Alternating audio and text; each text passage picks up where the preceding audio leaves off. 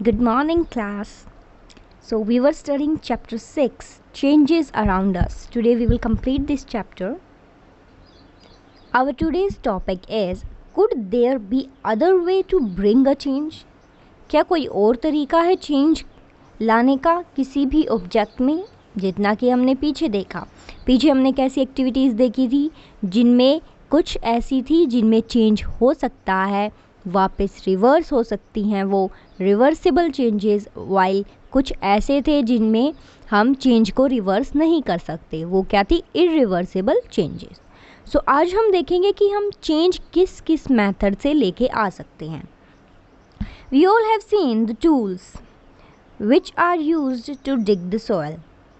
Soil की मिट्टी की खुदाई के लिए जो टूल्स यूज़ होते हैं वो तो हमने देखे ही हैं.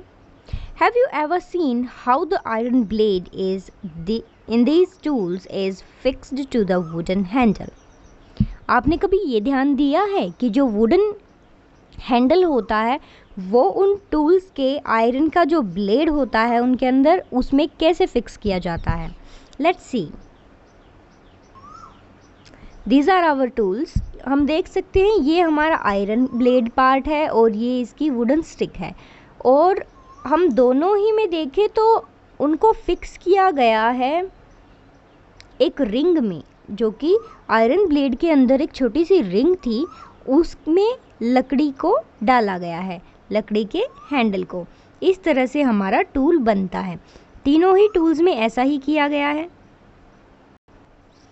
The iron blade of these tools has a ring in which the wooden handle is fixed. Normally the ring is slightly smaller in size than the wooden handle. Normally ये जो ring होती है आयरन ब्लेड के अंदर, ये थोड़ी सी छोटे size की होती है वुडन हैंडल के कंपैरिजन में. To fix the handle, the ring is heated and it becomes slightly larger in size, expands. तो अगर रिंग छोटी है तो उसमें हैंडल कैसे डलेगा? पहले रिंग को हीट किया जाएगा. जैसे ही हम मेटल को हीट करेंगे तो वो क्या होगा? एक्सपेंड हो जाएगा, उस रिंग का आकार बढ़ जाएगा. तो अब साइज रिंग का बढ़ गया है तो उसमें हैंडल इजीली चला जाएगा. जैसे ही अब साइज का रिंग जो है ठंडी होगी तो वो जो रिंग का होल है वो कॉन्ट्रैक्ट हो जाएगा, वो छोटा हो जाएगा, पहले वाला आकार ले लेगा. Now the handle easily fits into the ring. When the ring cools down, it contracts and fit tightly to the handle. So इस तरीके से हमारा हैंडल टाइटली फिट होता है रिंग में. तो हमने क्या किया? पहले हमारे पास क्या थी? एक हैंडल था और एक रिंग वाला ब्लेड था.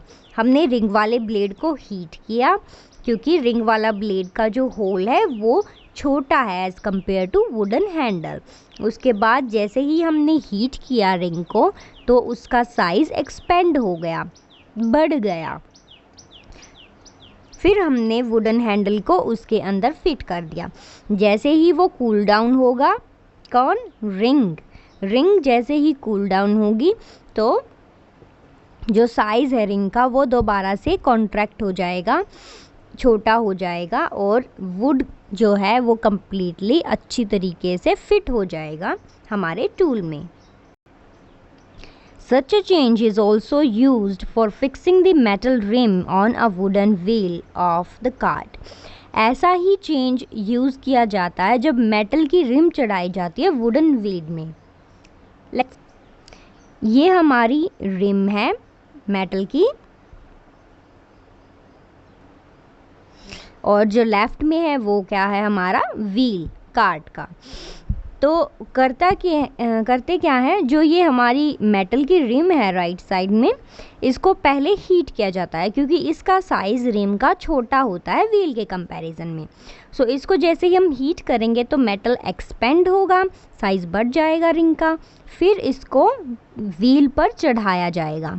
फिर एक बार जब हमने व्हील पर चढ़ा दी है रिंग, फिर हम इस पर ठंडा पानी डालेंगे जिससे कि मेटल रिम जो है वो ठंडी हो जाएगी. तो उसका साइज़ दोबारा से क्या होगा? कॉन्ट्रैक्ट हो जाएगा, छोटा हो जाएगा, और वो पूरी तरह से फिट हो जाएगी व्हील पर. When we heat water in a pan, it begins to boil after some time. जब हम पैन में पानी को गर्म करते हैं तो कुछ देर बाद वो उबलने लग जाता है. If we continue to heat further, the quantity of water in the pan begins to decrease. अगर हम कंटिन्यूसली हीट करते रहेंगे वाटर को जो कि पैन में है, तो क्या होगा, जो पानी की मात्रा है, जो क्वांटिटी है पानी की, वो कम होने लग जाएगी. ऐसा क्यों हो रहा है? क्योंकि वाटर चेंज हो रहा है अब वेपर्स में. हीट करने पर वाटर किस में चेंज होता है? वेपर्स में. इस प्रोसेस को हम क्या कहते हैं? इवेपोरेशन. लास्ट चैप्टर में हमने ये पढ़ा था. नाउ अगर हम पानी को हीट करते रहते हैं तो क्या होता है, वो वेपर्स में चेंज हो जाएगा. बट क्या अब हम इन वाटर वेपर्स को दोबारा से लिक्विड में चेंज कर सकते हैं? ये रिवर्सिबल है या इरिवर्सिबल? हम चेंज कर सकते हैं. अगर हम ठंडे प्लेट को उस भाप के ऊपर लगा दें, यानी कि अगर हम पैन में गर्म कर रहे हैं पानी और वो वेपर्स में कन्वर्ट हो रहा है, तो अगर हम पैन को ढक दें, ढक्कन रख दें उसके ऊपर, तो आप देखोगे थोड़ी देर बाद जब आप ढक्कन हटाओगे तो उसके ऊपर छोटी छोटी पानी की बूंदें मिलेंगी. वो क्यों हुआ? क्योंकि जब पानी इवेपोरेट करता है, वेपर्स में चेंज होता है, तो वो वेपर्स जैसे ही बर्तन के ढक्कन पे जाके टकराती हैं तो वो दोबारा से कूल डाउन होके और लिक्विड में, वाटर में चेंज हो जाती हैं. वेपर्स दोबारा चेंज हो जाती हैं किस में? वाटर में. इस प्रोसेस को क्या कहेंगे? कंडेंसेशन. और वो कैसे चेंज हुई? क्योंकि जो ढक्कन था वो कैसा था? वो ठंडा था. तो ये कैसा चेंज है? Reversible change. ऐसे ही हमारा जो हम मेटल को गर्म करके एक्सपेंड कर रहे थे, फिर वो कॉन्ट्रैक्ट हो रहा था, तो वो प्रोसेस भी कैसा था हमारा? Reversible. We all have noted melting of ice. Ice को तो हमने पिघलते बर्फ़ को देखा है. Ice melts when it is heated. जब हम हीट करते हैं आइस को तो वो मेल्ट हो जाती है. What does it change into? किस चीज़ में चेंज होती है वो? वाटर में. It is possible to change this water back into ice. क्या हम दोबारा से इस पानी को आइस में कन्वर्ट कर सकते हैं? यस. अगर हम उसे ठंडा करें, फ्रीज़ करें, तो वो दोबारा से आइस में कन्वर्ट हो जाएगी.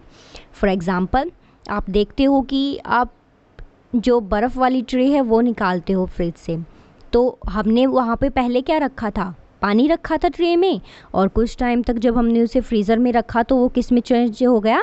आइस में. अब जैसे ही हम उस आइस को बाहर निकालते हैं, ट्रे को बाहर निकालते हैं, तो हम आइस क्यूब्स को अगर थोड़ी देर ग्लास में रख दें, और तो हम क्या देखेंगे कि आइस पिघल के दोबारा पानी में बदल गई है. अब उस पानी को, ग्लास में जो हमने आइस रखी थी, उसी पानी को हम दोबारा ट्रे में डाल देते हैं और उसको फिर से फ्रीज़र में रखते हैं, तो हम देखेंगे कि वो पानी फिर से आइस में कन्वर्ट हो गया. यानी कि मेल्टिंग ऑफ आइस क्या है? रिवर्सिबल चेंज है.